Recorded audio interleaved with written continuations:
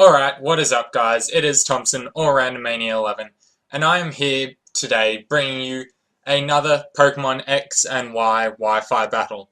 Now this battle that I have for you guys today is against someone by the name of Nikku or Nikkuge, I think it's pronounced, from Twitch. I had it on his stream and it was a really cool battle against him, just a standard OU battle. Before we get into it, this is a different team compared to the one that I was battling with. So I'll just go through the team in a bit of detail. It's just a standard choice band. Scizor, first up. Crocoon, just Calm Mind, Sleep Talk, Rest, Scold. One of the main Pokemon that I did want to use with this team was a choice Scarf Heatran, so that's what I'm running with my Heatran instead of just a standard defensive or special defensive one. Just because the choice Scarf does take my opponents by surprise most of the time, and it does in fact outspeed Greninja, which is great when opponents think that you're going to sack your Heatran when you actually outspeed them and can hit them up with a really powerful move. Next up I have Defog Latios, just a standard set with a couple of mixed EVs around the place just to take some hits better, but essentially it's max speed, max special attack, with Draco Meteor and Psyshock as its moves. Then I've got Assault Vest Conkeldurr, followed up by a specially defensive Mega Venusaur. So that's the team. I kind of wanted to make it a bit more of a balanced team than what I normally run, and I wanted to include like a Grass Water Fire core with the choice Scarf Heatran, so that's kind of the way that I built that team. Now looking at my opponent's team, he's got a it's quite an interesting team, I must say, looking at it. The Togekiss probably won't be much of a problem as long as I keep either one of my two steel types around. The Dusclops is an amazing wall, and it will really be quite a bit of a problem if I let it burn while my Scizor, because it does have the knockoff. But if I can keep Conkeldurr around, then with Guts and knockoff, it shouldn't be too much of a problem. Then he's got what I would assume to be a Mega Alakazam, which, depending on how much damage my team has taken, I know that Choice Band Scizor does have a chance to KO it from full, which you will see maybe coming into a play in the battle, as well as, obviously, stuff like at least Latios might be able to take a hit if from full. Then he's got Azumarill. Need to look out for that in case it is Belly Drum, because it could put in work against my team if my Venusaur goes down. Then he's got Arcanine. Shouldn't be that big of a problem, as well as Donphan. Donphan's usually a lead, just defensive with Stealth Rocks, so shouldn't be that big of a problem. But with that said, let's get into the battle. Okay, so jumping right into the battle, I decide to lead off with my Choice Band Scizor, knowing that I should be able to U-turn out of whatever my opponent decides to lead off with, while my opponent decides to lead off with his Donphan, just because it is usually a lead. So like I said, I can U-turn on pretty much anything on his team, so I do just decide to go for that. And it does a lot of damage against a Donphan, like 45–50% to what is usually a defensive Pokemon. And I just decide to switch out into my Conkeldurr, thinking that he's just going to get up Stealth Rocks. But instead, my opponent does decide to go straight for the Earthquake. Now here, I was planning on going for either the Drain Punch or Ice Punch, thinking that I could take whatever my opponent wanted to go for again. But it turns out that he has the Play Rough, which is able to knock me out with a critical hit. Now here I decide to bring in my Latios, thinking that, oh, I can just get rid of it with the Draco Meteor, which I do manage to do. But it turns out that my opponent's also carrying Ice Shard, so I started to think that maybe this was an offensive Donphan or something. Maybe not such a usual lead or something. But anyway, now my Latios is at -2, which means my opponent is free to bring in his Togekiss which I have a pretty good counter to, pretty good stop in my Heatran. So my opponent is going to go for the Dazzling Gleam as I switch out into my Heatran. He does end up getting a crit, as on the next turn I go for the Fire Blast, predicting my opponent to switch out into something that would obviously resist the Flash Cannon, but my opponent does go for the Aura Sphere, getting a serious amount of damage off on my Heatran. Knowing that I can't take another one, on the next turn I decide to go out into my Sizzle, but my opponent gets another crit with the Aura Sphere, but I am able to easily one-shot the Togekiss on the next turn with the Bullet Punch. So now my Sizzle is locked into Bullet Punch, which my opponent probably now understands is a Choice Band Sizzle. So they're free to bring in their Arcanine, as I just make a safe switch out into my Heatran, hoping to take the Flare Blitz.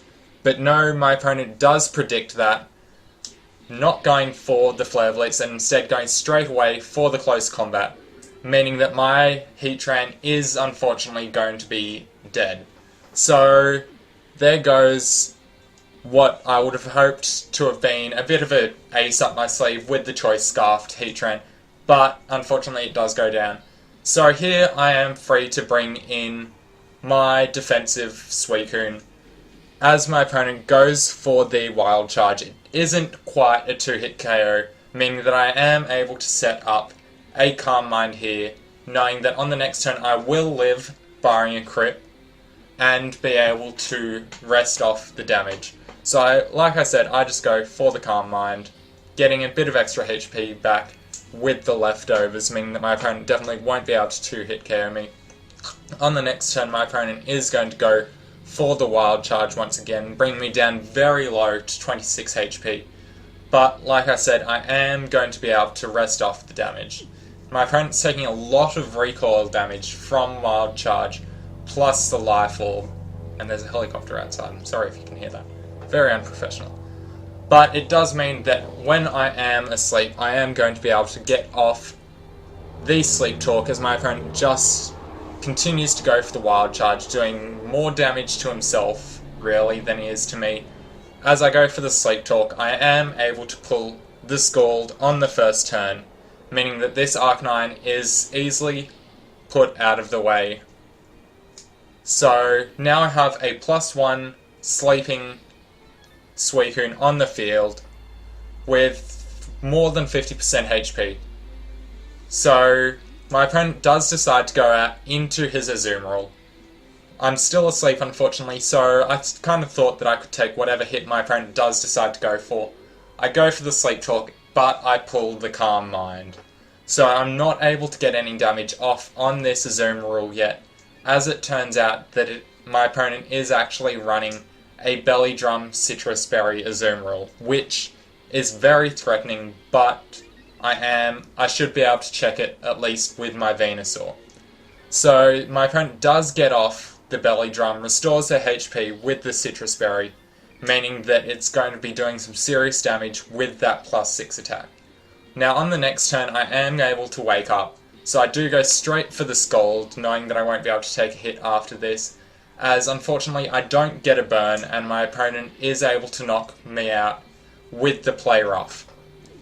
So now there's a +6 Azumarill on the field. I am going to bring in my Mega Venusaur, and I am running enough speed to outspeed Adamant Azumarill, which most Belly Drum Azumarills are.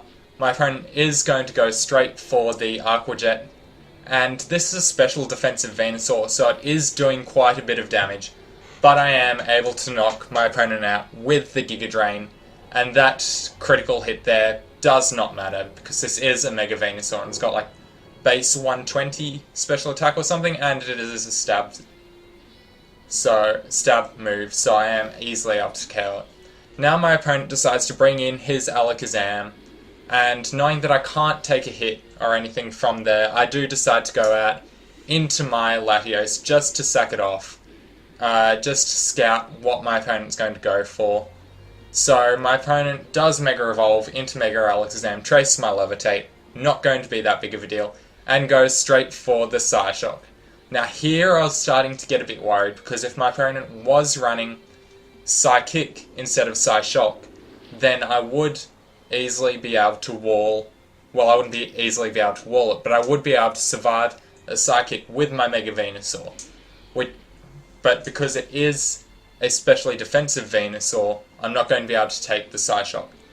So here I go out into my Sizzle after my opponent knocks out my Latios, and I just go straight away for the Bullet Punch, because I know that Bullet Punch does have a chance to knock out a Mega Alakazam from full. It's like a 50% chance. It's like 93 to 107%. So my opponent does make the safe switch out into his Dusclops, which is going to be a massive wall and a problem. So I just make the safe switch out into my Mega Venusaur to take the Will-O-Wisp, because it is a special attacker and not bothered by the attack drop. Now, predicting my opponent to switch out, I do go for the Sludge Bomb, get a crit on the Dusclops, but I don't think that crit really matters all that much because it is resisted, and my opponent's just able to confuse me with the Confuse Ray.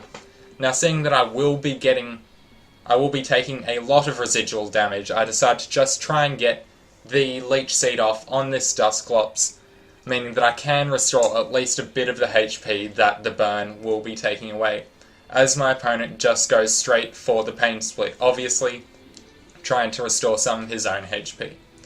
Now on the next turn, my opponent does decide to switch out of his Dusclops, obviously not wanting the Leech Seed, as I'm able to restore a massive amount of HP with the Synthesis, as my opponent brings in their Mega Alakazam.